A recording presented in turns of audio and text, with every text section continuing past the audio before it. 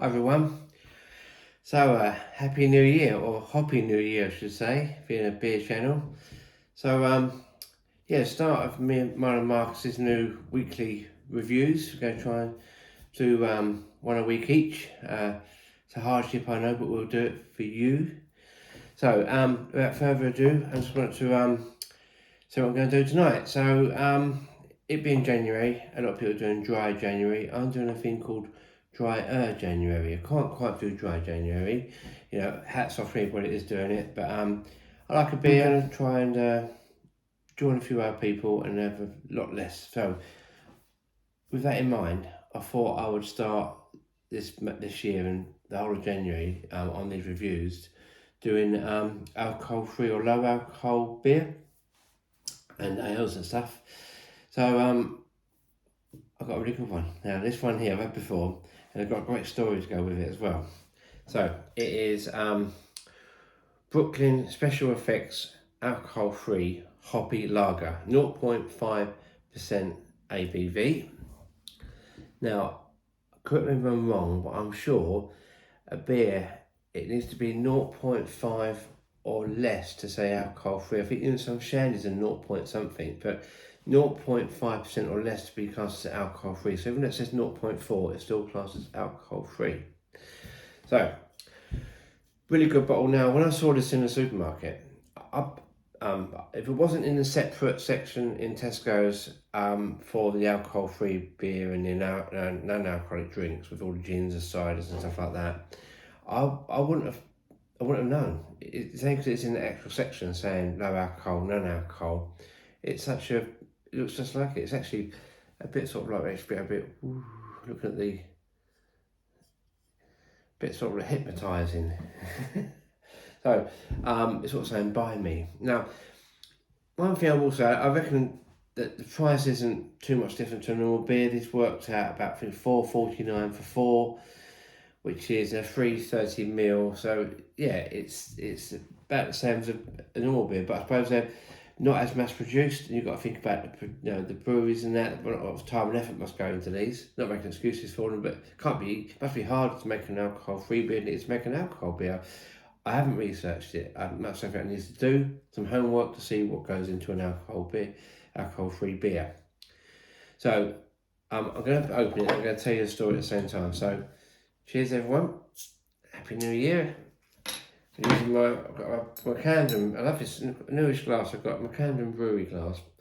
I love it. It's got beer in it. So, and I got my. I went to Colorado last year, and I've got my Blue Moon coaster from the Blue Moon Brewery in the Rhino district of Colorado, Denver area. So let's see how it pours first, because it's alcohol free. Give it a nose. Yeah, it smells quite hoppy, even though it's alcohol free. So this has been in the fridge all day. It's very chilled. Hear that fizz? Can everyone hear that fizz?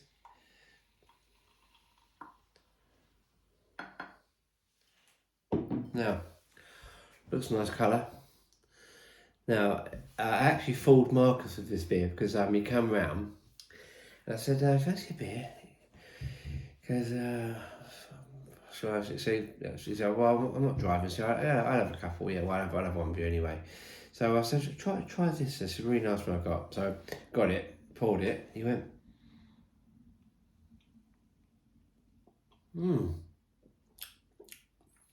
it's alright. Something a bit different about it. I said, oh yeah, what did you guess the strength at? He went, 4.5%. I said 0.4. He went, no way. Well, that's not my Marcus impression. I can't do impressions. If I do, it'd be a different job. So, no, but it really fooled him. Now, I think after, Marcus had to verify this, but I think after I told him, then he sort of like, maybe it tasted different to him. But I'm going to go in, I know it's alcohol free, but it really is good.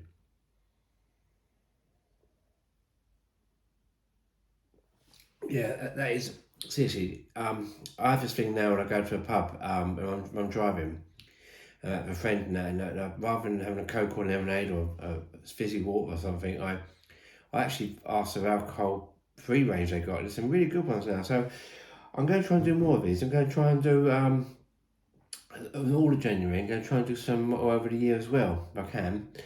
So yeah, so I'm going to mark this actually. So this is what it says on the actual label. I can't read that even with my glasses. It's very small writing. But yeah, it's 0.4%. Tastes like a real beer. I'd really love to see your feedback on this, what you think. I'm going to go in again.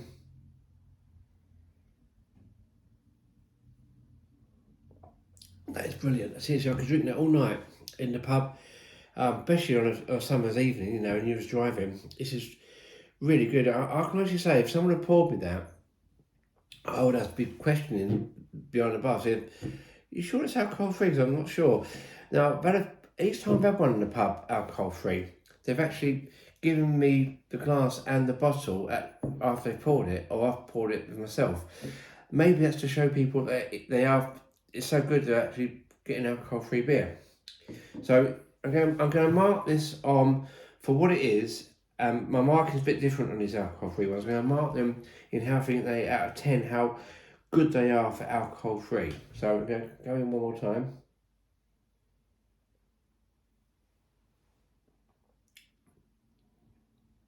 Now I'm going to give this one a 9, purely because it is so close to tasting like alcohol. I think over the years I've really liked beer and high alcohol content, but now I'm thinking more about the flavour than the actual beer ABV. Flavour is very important. There's some really high ABV beers that taste terrible. So this is about the flavour. So this is the 9 out of 10 is because the flavour is amazing. Really hard to tell, but if you didn't know. The bottle design is really clever, really good, really draws you in, and you know, the colour's great, the smell's great. So a well-deserved 9 out of 10. Brooklyn Brewery. It's really good. So 9 out of 10. Here's to the next one. Cheers.